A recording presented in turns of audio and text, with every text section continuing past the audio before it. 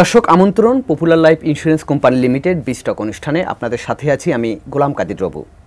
দর্শক, শেখ হাসিনা সরকারের পতনের পর অন্তর্বর্তীকালীন সরকার যে ক্ষমতায় এসেছে, সেই সরকার ক্ষমতায় আসার পরে যে কয়টি বিষয়ে সবচেয়ে বেশি গুরুত্ব দিয়েছে কিংবা সংস্কারে হাত দিয়েছে তার অন্যতম একটি হচ্ছে ব্যাংক খাতের সংস্কার।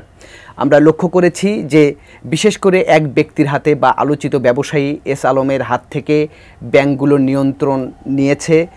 পাশাপাশি ব্যাংক খাতে যে প্রচুর পরিমাণে টাকা যে পাচার হয়েছে সেই টাকা ফেরত আনার উদ্যোগ নেওয়া হয়েছে।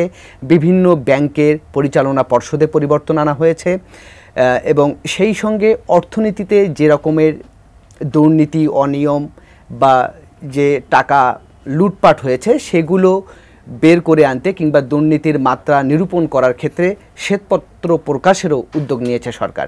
তো এই সমস্ত উদ্যোগগুলো, বিশেষ করে ব্যাংক খাতের এই চলমান সংস্কারগুলো কতটা অর্থনীতিতে প্রভাব পড়ছে সে বিষয়গুলো নিয়েই আমরা সাজিয়েছি আজকের এই বিস্টকের আলোচনা।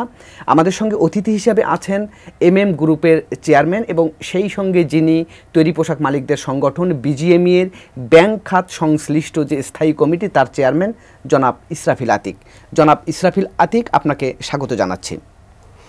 আপনাকেও ধন্যবাদ জানাচ্ছি। এবং আপনার কাছে একটু জানতে চাই, এই যে সরকার ক্ষমতায় আসার পরে যে ব্যাংক খাতের যে সংস্কারের কথাগুলো যে আমি বললাম বা আপনিও দেখেছেন যে নানান রকমের সংস্কার নেওয়া হচ্ছে, এই সংস্কারগুলো আসলে দেশের অর্থনীতিতে কিংবা দেশের ব্যাংক খাতের শৃঙ্খলা ফিরিয়ে আনতে কতখানি ভূমিকা রাখবে বলে আপনি মনে করছেন?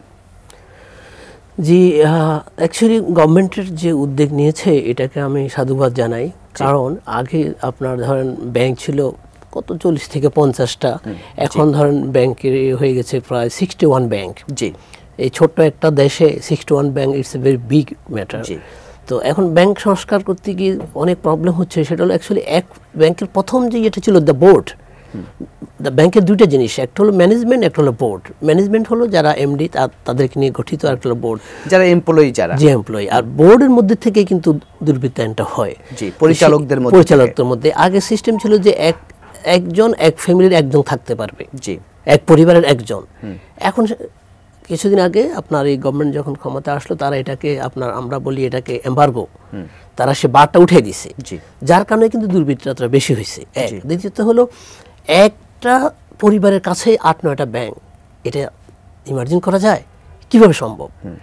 আর আগে ছিল যে ঠিক আছে আপনি একটা ব্যাংকে আছেন, আপনি ইন্স্যুরেন্স এবং লিজিং কোনোটাতে থাকতে পারবেন না। বিগত সরকার এটা উঠে দিছে। এগুলো উঠে দেওয়াতেই কিন্তু দুর্বৃত্তায়নটা হয়েছে। এবং হেড অফ স্টেট যদি দুর্নীতিকে প্যাট্রনাইজ করে তাহলে কিন্তু দুর্নীতি বেড়ে যায়। আপনি তো জানেন যে লক্ষ লক্ষ হাজার কোটি টাকা চলে গিয়েছে। এই যে ব্যাংকে কিন্তু কোনো টাকা নেই এখন। সেটা অনেক বলতে পারেন যে কীভাবে আপনি বললেন যে ব্যাংকে টাকা নেই। আপনি এখন তাহলে একটা প্রাইভেট ব্যাংকে বলেন যে ওকে, বাংলাদেশ ব্যাংক যদি ডিরেকশন দেয় যে পাবলিকের ডিপোজিটের যে টাকা তোমার কাছে আছে, তোমাকে আমরা 1 মাসের সময় দিলাম, এই টাকা ফেরত দাও, ম্যাক্সিমাম ব্যাংকগুলো কিন্তু দিতে পারে। আমরা তো দেখছি যে এই সরকার আসার পরে বাংলাদেশ ব্যাংকের গভর্নরও পরিবর্তন হয়েছে এবং নতুন গভর্নর এসে তো নানান রকমের উদ্যোগ নিয়েছে, এই জায়গাগুলোতে হাত দিচ্ছে। তো এই সংস্কারটাকে আপনি কিভাবে দেখছেন? আমি এটাকে অভিনন্দন জানাই, পদক্ষেপগুলো যেগুলো যেসব পদক্ষেপ ওনারা নিচ্ছে এটাকে আমি অভিনন্দন জানাই। বিশেষ করে বোর্ড পুনর্গঠন, বোর্ড পুনর্গঠন, তারপরে আপনার কিছু ব্যাংকে আপনার টাকা দিয়ে সাহায্য করা। আপনার ব্যাংকে আপনার টাকা নেই, বাংলাদেশ ব্যাংক থেকে আপনার টাকা ছাপায় তাকে আপনি দিবেন, এটা জীবনে কখনো ছিল না। হ্যাঁ, এগুলোকে আমরা অভিনন্দন জানাই, সাধুবাদ জানাই, এই পদক্ষেপগুলো ভালো। ইদানিং আরেকটি বিষয় যে আমরা খেয়াল করছি যে কালো টাকা কিংবা কালো টাকা বন্ধের একটি সিদ্ধান্ত নিয়েছে উপদেষ্টা পরিষদ, এবং সেই সঙ্গে আরেকটি হচ্ছে যে টাকাগুলো পাচার হয়েছে, আপনি যেটি বললেন, সেই পাচারকৃত অর্থ কিভাবে ফেরত আনা যায় সে ব্যাপারেও কিন্তু সরকার কাজ করছে। এটাকে আপনি কিভাবে দেখছেন? এটাকেও আমি আপনার ভালো দৃষ্টিকোণ থেকে দেখতেছি। কারণ আপনার কালো টাকা আসলেই এটা দেশের জন্য ক্ষতিকর এবং এতে দুর্বৃত্তায়নকে উৎসাহ দেওয়া হয়। এটা বন্ধ করেছে, এটার জন্য আমি ধন্যবাদ জানাই আপনার বর্তমান ইন্টেরিয়ার গভর্নমেন্টকে। আর দ্বিতীয়ত হলো আপনার এই যে টাকা যেটা পাচার হয়েছে এটা দেশে আনার জন্য আমাদের chief adviser, honourable chief adviser Yunus sir, ওনার যে পদক্ষেপ, আমার মনে হয় এবারে আমাদের এটাতে আমরা সাকসেস হব। এটা কিভাবে ফেরত আনা যেতে পারে, আপনার কোনো পরামর্শ আছে? এইটা অ্যাকচুয়ালি আপনার ফেরত আনার দুইটা উপায়। একটা হলো কান্ট্রি টু কান্ট্রি আপনার এগ্রিমেন্ট থাকবে, যে 1, 2 নম্বর হলো জেনেভা কনভেনশনও এটা বলা আছে। আর মেইনলি হলো যে যেহেতু বর্তমান আপনার ইন্টারিয়ার গভর্নমেন্টকে ওয়ার্ল্ডের অনেক দেশ সাপোর্ট করতেছে, সেই সহযোগিতা থেকেই আমার মনে হচ্ছে যে এবার টাকা ফেরত আসা সম্ভব। জি, সেই সঙ্গে রাজনৈতিক সদিচ্ছাটাও তো খুব রাজনৈতিক সদিচ্ছাটাও আপনার থাকতে হবে। আর পলিটিক্যাল গভর্নমেন্ট অনেক সময় অনেক কিছু পারে না, বাট এখন যারা আছে ইন্টারিয়ার গভর্নমেন্ট ওনার ইচ্ছেগুলো অনেক কিছু পারে এবং জনগণের সমর্থন আছে। এবং যে কথাটা আপনি বললেন যে কান্ট্রি টু কান্ট্রি যে এগ্রিমেন্ট, এখন যেহেতু ডক্টর ইউনূস সাহেব এসছেন, বহির্বিশ্বে তার ভালো অবস্থান আছে, গ্রহণযোগ্যতা আছে, এই কাজটাকে উনি আরো সহজ করতে পারবেন বলে আপনি? জি, অনেক সহজ করতে পারবেন। স্যারের পক্ষেই সম্ভব একমাত্র এটাকে অনেক ইজিতে করা। যেমন গতকালকে আমাদের চিফ অ্যাডভাইজার স্যার ওনারা আপনার যে হিউম্যান রাইটস এর একটা ইয়েতে সাইন করছে, এটাতে কিন্তু এর আগে রাইট এটাতে কিন্তু আগে কোনো গভর্নমেন্ট সাইন করে নাই, এখন উনি সাইন করছে। এটারও একটা বিচার হবে, স্বচ্ছতার বিচার হবে, জাতিসংঘের আন্ডারে এটার বিচার হবে। যেহেতু ডক্টর ইউনূস প্রসঙ্গ এসছেন এবং কিছুদিন আগে আপনারা ব্যবসায়ীরা তার সঙ্গে দেখাও করেছেন, এবং আপনারা আশা করছেন যে বাংলাদেশ যে জিএসপি সুবিধা পেত মার্কিন যুক্তরাষ্ট্রের বাজারে, সেটিও আপনারা ফেরত পাওয়ার আশা করছেন? জি, actually American market is big market. জি, আমরা গার্মেন্টসের যে এক্সপোর্ট করি তার 35 to 40% এক্সপোর্ট হয় আপনার কিন্তু একক দেশ হিসেবে আমেরিকাতে। আমরা আমেরিকাকে ইগনোর করে যাওয়ার কোনো সুযোগ নেই। তো আমাদের যখন আপনার জিএসপিটা আমেরিকান গভর্নমেন্ট প্রত্যাহার করলো, তখনকার গভর্নমেন্ট বলছিল এটাতে আমাদের কিছুই হবে না। আসলে কিন্তু আমাদের অনেক বড় ইমপ্যাক্ট হয়েছে।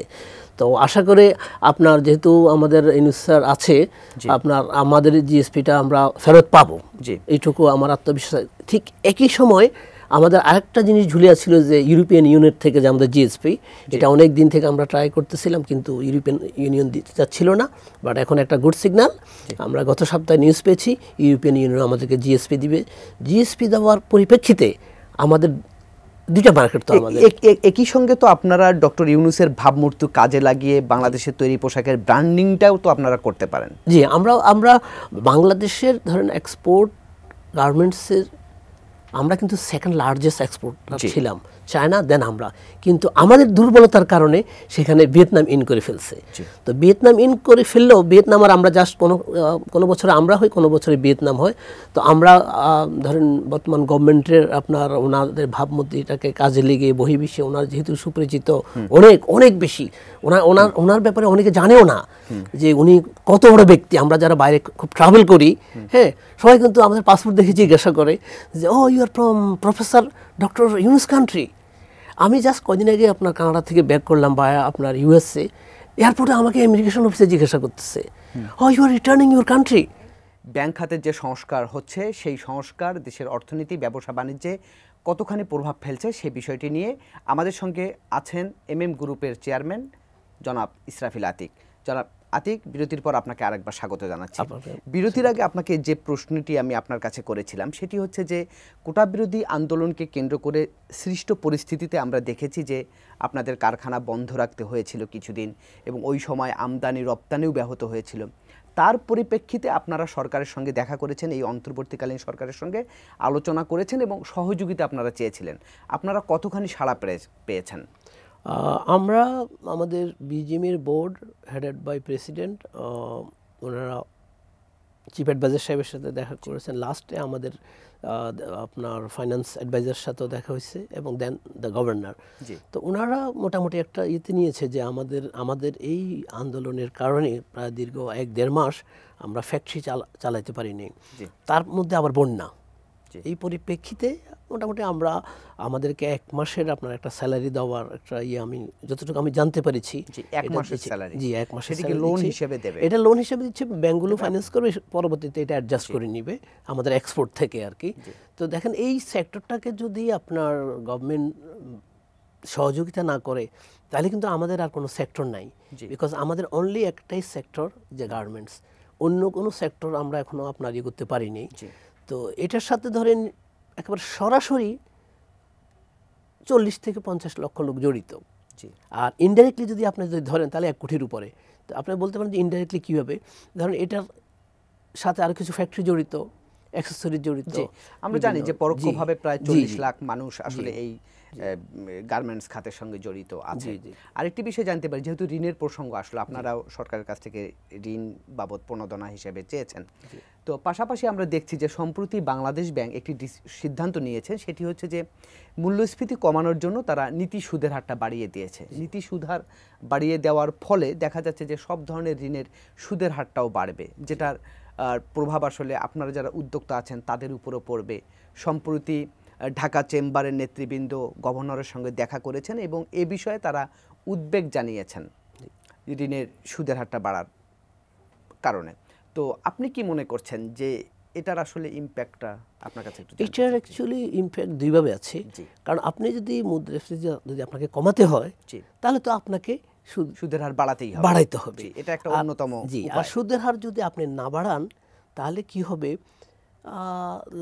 ধরেন 2-3 বছর বা তারও বেশি সময় টাকা কিন্তু ঘরে আছে অনেকের, কারণ ইন্টারেস্ট একেবারেই কম ছিল। আবার আপনি যখন ইন্টারেস্টটা বাড়াই দিবেন তখন কিন্তু মানুষ ইন্টারেস্টেড হবে, মানে ব্যাংক খাতে তারল্য সংকট যেটা আছে এটা কিছুটা কমবে, বিকজ পাবলিক ডিপোজিট করবে বেশি, যেহেতু আমানতের সুদের হার বেশি। আরেক ক্ষেত্রে হলো আপনার ইন্টারেস্টটা বাড়ালে এখন তো যে ব্যবসা বাণিজ্যের যে অবস্থা, এই অবস্থায় বিজনেস করে এত হাই ইন্টারেস্ট দেওয়া এটাও কিন্তু কষ্টকর। In fact there is a two side ইম্প্যাক্টটা, কারণ ওই আবার আরেকটা আছে যে ধরেন যারা ব্যাংক করলো তার ব্যাংকে আপনার ডিফারেন্স কিন্তু শুধু 2%। আপনি আমার কাছে টাকা রাখলেন, আমি আপনাকে 10% দিচ্ছি, আর ঠিক এই টাকাটাই আমি আবার ইনভেস্ট করছি, তাকে আমি 12% দিচ্ছি, 2% মাঝখানে গ্যাপ। কিন্তু আপনার যদি আমি ইন্টারেস্ট না বাড়াই তাহলে তো আমি ডিপোজিট পাবো না, আমার মার্কেটে যে তার সংকট। তাহলে এখন এই দুইয়ের মধ্যে সমন্বয়টা কিভাবে হতে পারে? এই দুইয়ের মধ্যে সমন্বয়টা মোটামুটি ইন্টারেস্টটাকে একটু শনি পর্যায়ে নিতে হবে। এখন যেটা করা হয়েছে আমার মনে হয় এটা একটু বেশি করা হয়েছে, এটাকে মোটামুটি আর একটু কমিয়ে এনে বিকজ অফ দ্য মুদ্রাস্ফীতি কমানোর জন্য আপনার এই কাজটা করতে হবে। আরেকটি বিষয় একটু জানতে চাই, সেটি হচ্ছে যে আপনারা এই অন্তর্বর্তীকালীন সরকার আসার আগে থেকেই আপনারা যে বিষয়টা বিগত সরকারের সময় আমরা দেখেছি যে কয়েক বছর ধরেই টানা ডলার ক্রাইসিসে আপনারা পড়েছেন, আপনারা সময় মতো এলসি করতে পারছিলেন না, ডলারের দামও বেড়েছিল। তো পরবর্তীতে তো এখন ডলারের রেটটা তো 120 টাকা নির্ধারণ করা হয়েছে সর্বোচ্চ সেটি, এবং আমরা দেখছি যে ডলার ক্রাইসিসটাও কিছুটা মনে হয় কাটতে শুরু করেছে, যেহেতু প্রবাসীরা রেমিটেন্স পাঠাচ্ছেন এবং এই সরকার দায়িত্ব নেয়ার পরেই রেমিটেন্স প্রবাহ কিন্তু বেড়েছে এবং প্রবাসীদের মধ্যে একটা ব্যাপক উৎসাহ দেখা দিচ্ছে এবং তারা আশাবাদী হচ্ছেন। তো এখন আসলে পরিস্থিতিটা কতখানি কাটিয়ে উঠছে আপনাদের সেই বৈরী পরিস্থিতিটা? এখন আপনার ফার্স্ট হলো বাংলাদেশের ইতিহাসে এই প্রথম জাস্ট 2 সপ্তাহে এরকমই হবে, যাই হোক পুরো তো আমি জানি না, প্রায় $2 বিলিয়ন আসছে টু ব্যাংকিং চ্যানেলে। এবং আমি আপনার অনেক জায়গায় খোঁজ নিয়ে দেখতেছি আপনার হুন্ডি যেটা বলে এটা কিন্তু অনেক কমে গেছে। এখন ব্যাংকিং চ্যানেলে আসতেছে। আমি এই জন্য প্রবাসী ভাইদেরকে ধন্যবাদ জানাই। আসলে জানেন মানে এই যে তাদের একটা আগ্রহ, তাদের একটা আপনার দেশের জন্য চিন্তা ভাবনা, আমি অনেক দেশে দেখছি মানি এক্সচেঞ্জ ইয়েগুলোতে লাইন ধরে আপনার প্রবাসীরা দাঁড়িয়ে আছে টাকা পাঠানোর জন্য টু দ্য ব্যাংকিং চ্যানেল। এটা কিন্তু আগে কখনো দেখা যায়নি। 2 নম্বর হলো আপনার এই যে রেমিটেন্স বা আমাদের রিজার্ভ, এটা সবসময় বাংলাদেশ ব্যাংক এটাকে মনিটর করতো, এটাকে আমরা বলি উইন্ডো ড্রেসিং। ওনার রিজার্ভ ছিল হয়তো ধরেন আপনার 20 বিলিয়ন, উনি এটাকে দেখাতো যে আমার 30 বিলিয়ন আছে। তার মানে ইনফরমেশন ম্যানিপুলেশন, যেটা তথ্যের যে কারসাজি ছিল। তারপরে আরেকটা হলো যে এক্সপোর্টের ক্ষেত্রে আমরা বিজিএমই বিকিমি আমরা কেউই কিন্তু এইভাবে আপনার আমাদের এক্সপোর্ট বেশি দেখাই নাই। এখন যেটা নিয়ে কমপ্লেইন হচ্ছে যে পেমেন্ট আসে নাই, আর পেমেন্ট আসবে এক্সপোর্ট তো হয় নাই। আপনার এটা টোটালি বাংলাদেশ মন্ত্রণালয় এবং ইপিবি মিলে ম্যানিপুলেট করে এটা এক্সপোর্ট বেশি দেখিয়েছিল, কিন্তু প্রকৃতপক্ষে রপ্তানি কম হয়েছে। আমরা এই পরিমাণ রপ্তানি করি নাই। এইটা আসলে কেন দেখিয়েছিল? এটা আপনার গভর্নমেন্ট তার এক্সপোর্ট বেশি হচ্ছে, তার ডলার বেশি আসতেছে, এটা দেখানোর জন্য। পাশাপাশি এইটা দেখিয়ে আপনাদের সুযোগ সুবিধা কমিয়ে দেওয়ারও একটা প্রসেস ছিল কিনা? ছিল। আর দ্বিতীয়ত লাস্টে কি প্রমাণ হলো, আমাদের বিজেপি প্রেসিডেন্টরা বলছে যে না, আমরা এই এক্সপোর্ট করি নাই। আপনারা যে পেমেন্ট আসে নাই বলতেছেন যে $1 বিলিয়ন পেমেন্ট আসে নাই, আমরা তো এটা এক্সপোর্টে করি নাই, তাহলে আমাদের এই পেমেন্ট কোত্থেকে আসলো না? এইটাই মেইনলি বিষয় ছিল। যে আমরা প্রবাসীদের যে উৎসাহ আমরা দেখছি এবং এ কারণে রেমিটেন্স প্রবাহ বাড়ছে, পাশাপাশি বহির্বিশ্বও কিন্তু এই সরকারকে স্বাগত জানাচ্ছে। তো আপনারা আসলে সব কিছু মিলিয়ে এইটাকে আপনারা কিভাবে কাজে লাগাতে পারেন? এই ভাবমূর্তিকে, এই সরকারের ভাবমূর্তিকে আপনারা কিভাবে কাজে লাগাবেন বা এটার প্রভাবটাই আসলে কেমন পড়ছে অর্থনীতিতে? আমার মনে হচ্ছে ইনশাআল্লাহ আমাদের অর্থনীতিটা ঘুরে দাঁড়াবে।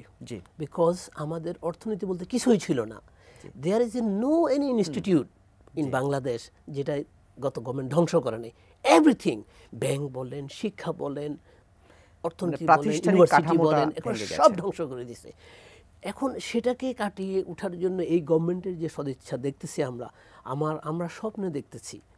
আমার তো আপনার 71-এর যুদ্ধের কথা পুরো খেয়াল নাই, অনেক ছোট ছিলাম তখন আপনার, কিন্তু এবারটা আমরা চোখে দেখলাম যে একটা দেশ স্বাধীন হলে দেশের মানুষের মধ্যে যে কতটুকু সজাগতা আছে।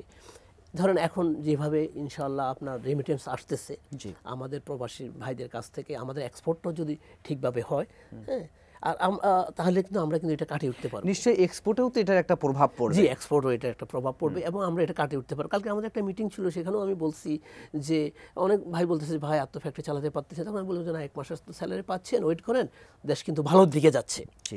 দেশ ভালোর দিকে যাচ্ছে, ব্যবসায়ীরা আশাবাদী।